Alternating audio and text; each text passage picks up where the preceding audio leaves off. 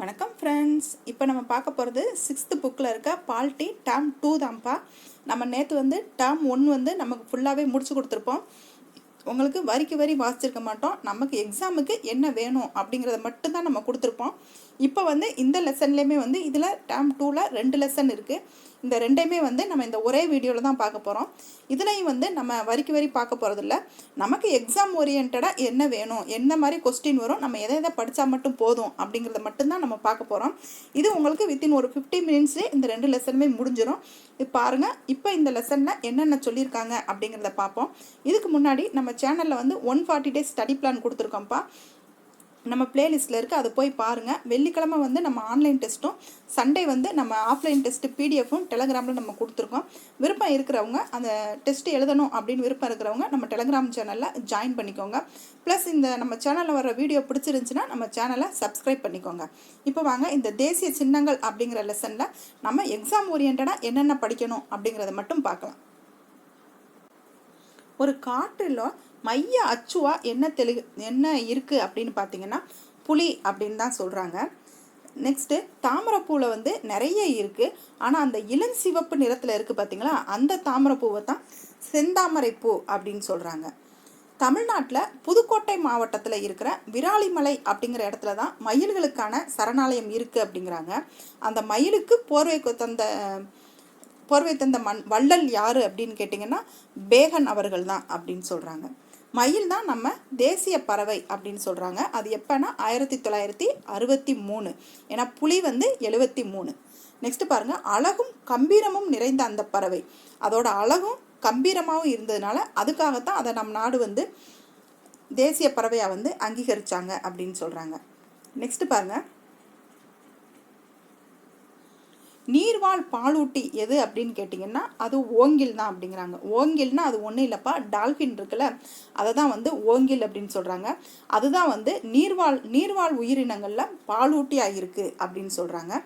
Next பாருங்கள், அது அந்த ஓங்கில்களுக்கு பார்வை சரியாக தெரியாதாம்மா. அது அதோட வவ்வால் அந்த மீயொலியை பார்த்து தான் இரையை பிடிக்கும்ல, அதே மாதிரி இந்த ஓங்கில்களும் மீயொலி அலைகளை பயன்படுத்தி தான் இரையை பிடிக்கும் அப்படின்னு சொல்கிறாங்க. ஏன்னா இதுக்கு பார்வைத்திறன் குறைவு அப்படின்னு சொல்கிறாங்க. நெக்ஸ்ட்டு, நம்ம கங்கை நதியோட நீளம் எவ்வளோன்னு பார்த்தீங்கன்னா 2525 கிலோமீட்டர். இதை எப்படி ஞாபகம் வச்சுக்கிறீங்கன்னா 25 கிலோமீட்டர்னு ஞாபகம் வச்சுக்கோங்க. பிரம்மபுத்திரா 2900 கிலோமீட்டர். அப்படி இருந்தாலுமே பிரம்மபுத்திரா இந்தியாவில் பாயிற இடம் கம்மி தான். கங்கை தான் அதிகமான அளவு நம்ம இந்தியாவில் பாயும். நெக்ஸ்ட் பாருங்கள், இமாம் பசந்த் அப்படிங்கிற மாம்பழம் முகலாயர் காலத்தில் கொண்டு வரப்பட்டது. அந்த மாம்பழம் மன்னர்களுக்காக மட்டுமே முகலாயர் காலத்தில் விளைவிச்சாங்க அப்படிங்கிறாங்க. அந்த மாம்பழத்தோட பேர் என்னன்னு தெரிஞ்சுக்கோங்க, இமாம் பசந்த். உங்கள் கையில் புக்கு இருந்துச்சு அப்படின்னா இந்த மாதிரி நம்ம ஹைலைட் பண்ணியிருக்க மாதிரி நீங்களும் ஹைலைட் பண்ணி வச்சுக்கிட்டிங்கன்னா உங்களுக்கு ரிவிஷனுக்கு எளிமையாக இருக்கும்ப்பா. நெக்ஸ்ட்டு, கொல்கத்தாவில் அவுரா பகுதியில் இருக்கிற இந்திய தாவரவியல் பூங்காவில் உலக சாதனை படைத்த ஆலமரம் இருக்குது அப்படின்னு சொல்கிறாங்க. அப்போ உலக சாதனை படைத்த ஆலமரம் எங்கே இருக்குன்னா கொல்கத்தாவில் இருக்கிற தாவரவியல் பூங்காவில் இருக்குது. இந்திய தாவரவியல் பூங்கா எந்த பகுதியில் அமைஞ்சிருக்குன்னா அவுரா அப்படிங்கிற பகுதியில் அமைஞ்சிருக்கு. இதே மாதிரி ஒரு ஆலமரம் நம்ம சென்னையில் இருக்க அடையாறு தியாசாபிக்கல் சொசைட்டி அப்படிங்கிற இடத்துல இருக்குது அப்படின்னு சொல்கிறாங்க. நெக்ஸ்ட் பாருங்கள், கூடு கட்டி வாழ்கிற ஒரே ஒரு பாம்பு எது அப்படின்னு கேட்டிங்கன்னா அது கருநாகம் தான் சொல்கிறாங்க. அதோட இங்கிலீஷ் பேர் பாருங்கள், கிங் கோப்ரா அப்படின்னு சொல்லுவாங்க. இது முட்டையிட்டு இனப்பெருக்கம் செய்யும் அப்படிங்கிறாங்க. இது கூடு கட்டியும் வாழுங்கிறாங்க.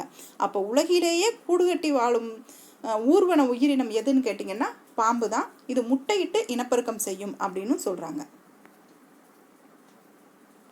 நெக்ஸ்ட் பாருங்கள், இந்திய தேசிய சின்னங்கள் எப்பப்போ அங்கீகரிக்கப்பட்டது, அதனோட சிறப்புத்தன்மை என்ன அப்படிங்கிறத ஒரு பாக்ஸ் கண்டென்ட் மாதிரி சொல்லியிருப்பாங்க. இது ரொம்ப ரொம்ப முக்கியம்ப்பா, இதை தெளிவாக பார்த்துக்கோங்க. அதாவது மரம், பூ, பழம் இது எல்லாமே 1950 தான் அங்கீகரிச்சிருப்பாங்க. ஆலமரம் 1950. இது பெருமையின் சின்னமாகும் மருத்துவ குணம் கொண்டது அப்படிங்கிறாங்க. இது பெருமையின் சின்னம் எப்படின்னு சொல்கிறீங்கன்னா அந்த ஆலமரத்தோட விழுதுகள் ஆலமரத்தெல்லாம் பார்த்துருக்கீங்களா, விழுது விழுதாக தொங்கும். அதுக்கப்புறமா அந்த விழுதுகள் வந்து நம்ம பூமியில் வந்து ஊனி அது வந்து அந்த மரமாகி அந்த மரத்தை வந்து தாங்கி காக்குமா.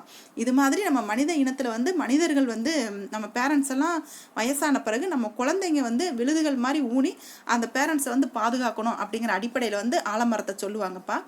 அந்த பெருமைக்காகத்தான் அதை வந்து அங்கீகரிச்சாங்கம்பாங்க. இது வந்து மருத்துவ குணம் வந்து அதிகம் கொண்டது.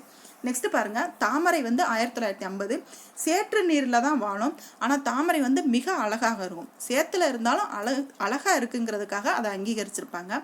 நெக்ஸ்ட் மயில் பாருங்க, 1963 இந்தியாவை தாயகமாக கொண்டது. தோகையை கொண்ட பறவை வந்து மயில் அப்படிங்கிறாங்க. இந்தியாவோட இந்தியாவோட சின்னம் தான் வந்து நமக்கு மயில். அது இந்தியாவோட தாயகமாக கொண்டதுங்கிறாங்க. அது தோகை கொண்ட பறவை இனம் எதுன்னு கேட்டிங்கன்னா அது மயில் தான் அப்படிங்கிறாங்க. நெக்ஸ்ட் பாருங்க, புலி வந்து 1973 பூனை இனத்தில் வந்து மிகப்பெரியது எதுன்னு கேட்டிங்கன்னா அந்த புலி தான். உலகில் மொத்த புலிகள் எண்ணிக்கையில் நம்ம இந்தியாவில் மட்டும் 70% இருக்குது அப்படின்னு சொல்கிறாங்க. நெக்ஸ்ட் பாருங்க, கங்கை ஆறு 2008 இது வந்து ஒரு வற்றாத ஆறு. வரலாற்று புகழ்பெற்ற தலைநகரங்கள் இவ்வாற்றங்கரையில் தோன்றி செழித்தோங்குச்சு அப்படிங்கிறாங்க. அந்த காலத்திலலாம் நிறைய நாகரிகங்கள் வந்து நம்ம கங்கை ஆற்று பகுதியில் வந்து தோன்றுச்சு அப்படின்னு சொல்கிறாங்க. நெக்ஸ்ட்டு 2010 வந்து யானை ஆசியாவை தாயகமாக கொண்டதுங்கிறாங்க. ஆசியாவை பிறப்பிடமாக கொண்டது தான் இந்த யானை அப்படின்னு சொல்கிறாங்க. தான் வாழும் காட்டு பிரதேசங்களை பாதுகாப்பதில் வந்து முக்கிய பங்கு வகிக்கிறதுன்னு சொல்கிறாங்க. யானை ஒரு இடத்துல இருக்குது அப்படின்னா அந்த இடத்துல வந்து தண்ணீர் இருக்கும் அப்படின்னு சொல்லுவாங்கப்பா. அது கூடுதல் தகவலாக தெரிஞ்சுக்கோங்க. நெக்ஸ்ட் பாருங்கள், ஆற்று ஓங்கில் 2010 தான் வாழும் ஆற்றின் சூழலில் அமைவின் நிலைமையை உணர்த்தும் விதமாக செயல்படுகிறது. அருகி வரும் உயிரினமாக வந்து இது டால்ஃபின் இருக்குது. அதை பாதுகாக்கணும் அப்படிங்கிறதுக்காக இதை வந்து நம்ம பாரம்பரிய சின்னமாக வந்து அறிவிச்சிருப்பாங்க. நெக்ஸ்ட்டு லாக்டோபேசிலஸ் அப்படிங்கிறத 2012 வந்து அறிவிச்சிருப்பாங்க. இது வந்து தோழமை பாக்டீரியா அப்படின்னு சொல்லுவாங்க. இது உங்களுக்கு தெரியுதாப்பா எல்லாமே நான் சொல்கிறது. இதை வந்து தோழமை பாக்டீரியா அப்படின்னு சொல்லுவாங்க. இது லாக்டிக் மற்றும் பாக்டீரியாக்களின் குழுவில் வந்து முக்கிய பங்கு வகிக்கிறதுன்னு சொல்கிறாங்க. நம்ம பாலை வந்து தயிராக மாற்றுறதுக்கு வந்து இந்த பாக்டீரியா தான்ப்பா உதவும். லாக்டோபாசிலஸ் அப்படிங்கிற பாக்டீரியா தான். இதை வந்து தோழமை பாக்டீரியா அப்படின்னு சொல்லி ஞாபகம் வச்சுக்கோங்க. நெக்ஸ்ட் பாருங்கள், மாம்பழம் இது 1950 வைட்டமின் ஏசிடி அப்படிங்கிறது அதிக அளவில் வந்து இருக்குது. பெரும்பாலும் சமவெளி பகுதிகளில் விளைவிக்கப்படுகிறதுங்கிறாங்க. இதை நீங்கள் எப்படி ஞாபகம் வச்சுக்கிறீங்கன்னா மாம்பழம் எப்பயும் ஏசியில் தாண்டி இருக்கும் அப்படின்னு ஞாபகம் வச்சுக்கோங்க. சரிங்களா? நெக்ஸ்ட் பாருங்கள், ராஜநாகம் அது வந்து ஹோபிபாகஸ் ஹானா அப்படிங்கிறது ராஜநாகத்தோட பேராம்பா. அதை கவனமாக பார்த்துக்கோங்க. உலகில் வந்து விஷத்தன்மை கொண்ட மிக நீளமான பாம்பு எதுன்னு கேட்டிங்கன்னா இது ராஜநாகம் தான் சொல்கிறாங்க. ஹோபிபாகஸ் ஹானானா ஏதோன்னு தெரிஞ்சுட்டு ஏதோ சொல்கிறாங்க அப்படின்னு சொல்லிட்டு ஆன்சர் தெரியாமல் வந்துடாதீங்கப்பா, கவனமாக பார்த்துக்கோங்க. இது வந்து இந்தியாவில் மலைக்காடுகள்லையும் சமவெளி பகுதியிலையும் வந்து இது வாழுது அப்படின்னு சொல்கிறாங்க. இதுதான்ப்பா நம்மளுடைய இயற்கை நம்மளுடைய இயற்கை தேசிய சின்னங்கள் அப்படின்னு சொல்கிறாங்க. நெக்ஸ்ட் வந்து நம்ம தமிழ்நாட்டோட மாநில இயற்கை சின்னங்கள் சொல்லியிருப்பாங்க. அதை பாருங்கள். விலங்கு என்னன்னு கேட்டிங்கன்னா நம்ம தமிழ்நாட்டோட விலங்கு என்னன்னு கேட்டிங்கன்னா வரையாடு தான். பறவைனா மரகதப்புறா, மலர்னா செங்காந்தல் மலர், மரம் அப்படின்னு கேட்டிங்கன்னா அது பனை மரம் தான். நெக்ஸ்ட் நம்ம தேசிய கொடியை பற்றி சொல்லியிருக்காங்க பாருங்கள். நம்ம தேசிய கொடி வந்து காவி நிறம் வந்து இனத்தை குறிக்கும் அப்படின்னு கேட்டிங்கன்னா அதனோட வீரத்தையும் தியாகத்தையும் குறிக்கும். பச்சை நிறம் வந்து செழுமையும் வளத்தையும் குறிக்கும். நம்ம அந்த கலரை வச்சே நம்ம ஞாபகம் வச்சுக்கலாம். காவி நிறம்ங்கிறது அந்த ஓரளவுக்கு அந்த நம்மளோட பிளட்டுக்கு வந்து மேட்ச் ஆகிற மாதிரி இருக்கும் பார்த்தீங்களா, அதனால வீரம் தியாகம்னு ஞாபகம் வச்சுக்கோங்க. பச்சை நிறம்னா அக்ரிகல்ச்சர் சம்மந்தது தானே, அதனால செழுமையும் வளமையும் ஞாபகம் வச்சுக்கோங்க. இந்த இடையில இருக்க வெள்ளை நிறம் வந்து நேர்மை அமைதி தூய்மையை குறிக்கும் அப்படிங்கிறாங்க. நம்ம ஏதாவது ஒரு சமாதானம் அப்படின்னா வெள்ளைக்கொடி தானே காட்டுவாங்க. அப்போ அது வந்து நீங்கள் அமைதி அப்படின்னு ஞாபகம் வச்சுக்கோங்க. நடுவில் இருக்கிற கருநீலம் வந்து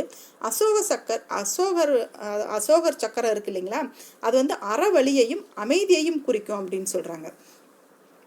அது அசோக சக்கரம் எப்படி சொல்கிறாங்க அப்படின்னா, அசோகர் வந்து பிற்காலத்தில் வந்து அந்த கலிங்க போருக்கு அப்புறம் தன்னோட போரை விட்டுட்டு அவர் அமைதியை விரும்பி போயிடுவார் இல்லைங்களா, அதனால அது அறவழி அமைதின்னு ஞாபகம் வச்சுக்கோங்க.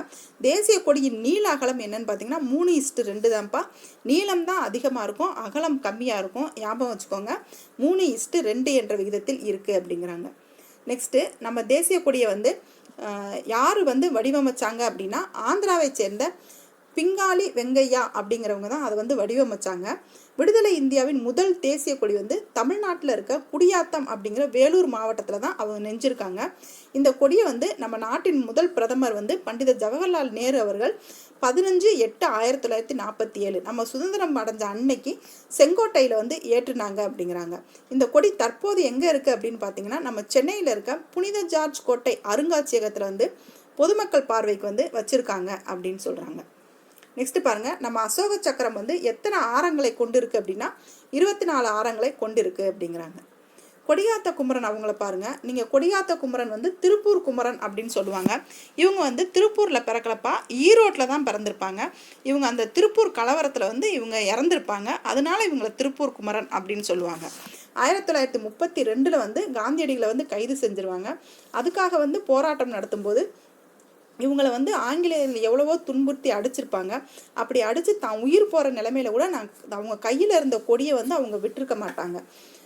அதனால இவங்க வந்து கொடிகாத்த குமரன் அப்படின்னு சொல்லி இவங்க வந்து அழைக்கப்படுறாங்க அப்படின்னு சொல்கிறாங்க. நெக்ஸ்ட்டு நம்ம தேசிய லட்சினை பாருங்கள். தேசிய லட்சினை என்ன அப்படின்னு கேட்டிங்கன்னா, நம்ம சாரநாத் அசோக தூணில் உச்சியில் அமைஞ்சிருக்க அந்த 4முக சிங்கம் தான் நம்ம தேசிய லட்சினை அப்படின்னு சொல்கிறாங்க. இது வந்து இந்தியாவின் தேசிய லட்சினையை எப்போ அங்கீகரிச்சாங்கன்னா ஜனவரி 26, 1950 தான் ஏற்றுக்கிட்டாங்க.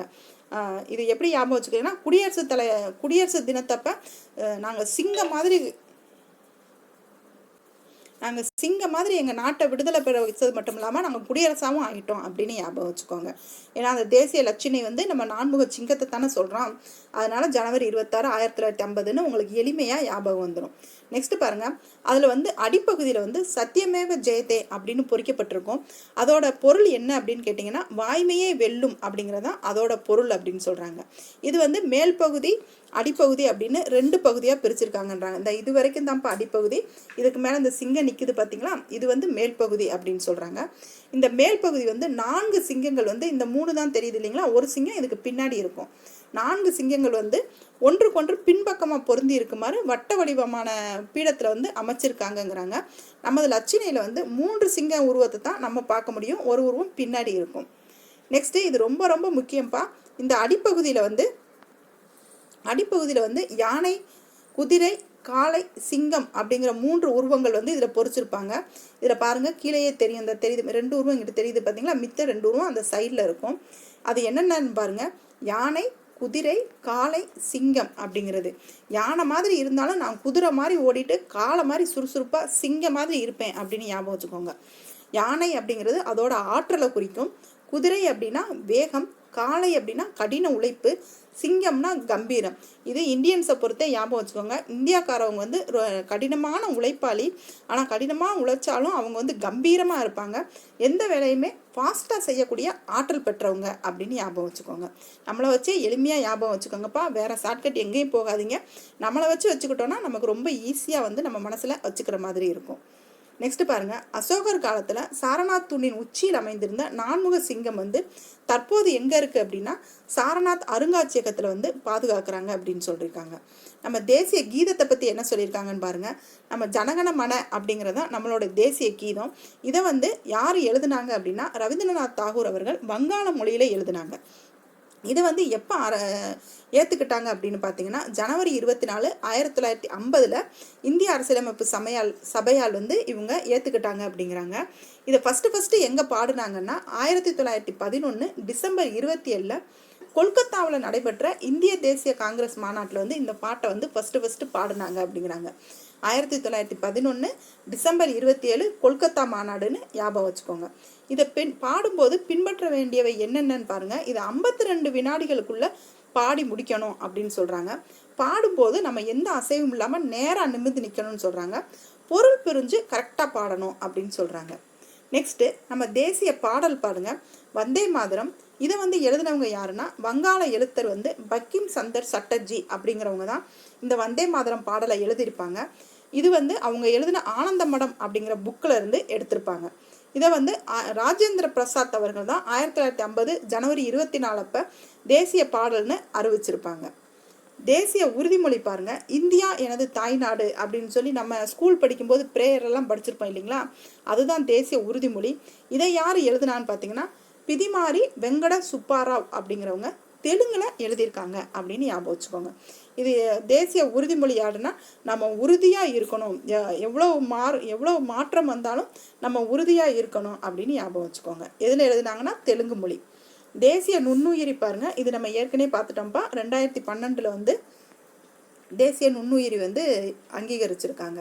நெக்ஸ்ட் பாருங்கள், இந்திய நாணயம். இந்த சிம்பிள் பாருங்கள், இந்த சிம்பிளை வந்து யாருன்னு கண்டுபிடிச்சாங்கன்னா 2010 டி உதயகுமார் அப்படிங்கிறவங்க தான் கண்டுபிடிச்சிருக்காங்க.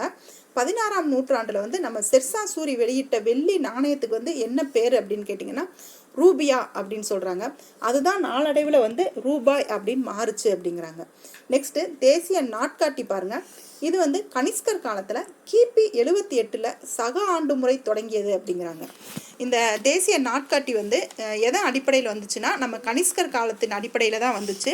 இதில் வந்து சம பகல் இரவு காலம் அப்படின்னு வரும். அது வந்து மார்ச் 22. இது வந்து லீப் வருடமாக இருந்துச்சுன்னா மார்ச் 21 அப்படின்னு ஞாபகம் வச்சுக்கோங்க. ஏன்னா ஒரு நாள் லீவ் விட்டுட்டாங்கன்னு ஞாபகம் வச்சுக்கோங்க. ஏன்னா நமக்கு சம பகல் இரவு நாள் வந்து எப்போன்னு பார்த்தீங்கன்னா மார்ச் 22. லீப் வருடம்னா மார்ச் 21. லீப்புனா லீவு தானே, ஒரு நாள் லீவ் விட்டுட்டாங்கன்னு ஞாபகம் வச்சுக்கோங்க. ஏன்னா நமக்கு கொஸ்டின் பேப்பரில் பார்க்கும்போது இப்போ பார்க்கும்போது நமக்கு எளிமையாக இருக்கும்ப்பா, கொஸ்டின் பேப்பரில் பார்க்கும்போது நமக்கு கன்ஃபியூஸ் ஆயிரும். அதனால் அதை கவனமாக பார்த்துக்கோங்க. மார்ச் 21 தான் சக ஆண்டு அப்படின்னு சொல்கிறாங்க. வான் இயற்பியலாளர் மேக்நாத் சாகா அப்படிங்கிறவங்க தலைமையில் தான் இந்த நாட்காட்டி குழுவை வந்து சீரமைச்சு அவங்க பரிந்துரையின் பேரில் 1957 அந்த சக ஆண்டு நாளான மார்ச் 22 வந்து முதல் தேசிய நாட்காட்டி நாளாக வந்து அவங்க ஏற்றுக்கிட்டு இருந்திருப்பாங்க. சரிங்களா? நெக்ஸ்ட்டு நம்மளோட சுதந்திர நாள் பற்றி சொல்லியிருக்காங்க பாருங்கள். ஆகஸ்ட் 15ஆம் தேதி இந்தியா வந்து சுதந்திரம் அடைஞ்சது அப்படின்னு சொல்கிறாங்க. இது எல்லாத்துக்குமே தெரியும் தான். நம்ம நாடு விடுதலை பெற்ற போது நம்ம மகாகவி பாரதியார் வந்து ஆடுவோமே பல்லு பாடுவோமே அப்படிங்கிறது வந்து நம்ம பாரதியாரோட பாடல். அந்த பாடலை வந்து யார் பாடுனாங்க அப்படின்னா அகில இந்திய வானொலியில் யார் பாடுனாங்க அப்படின்னா பாடகி டி.கே. பட்டம்மாள் அவர்கள் தான் பாடுனாங்க.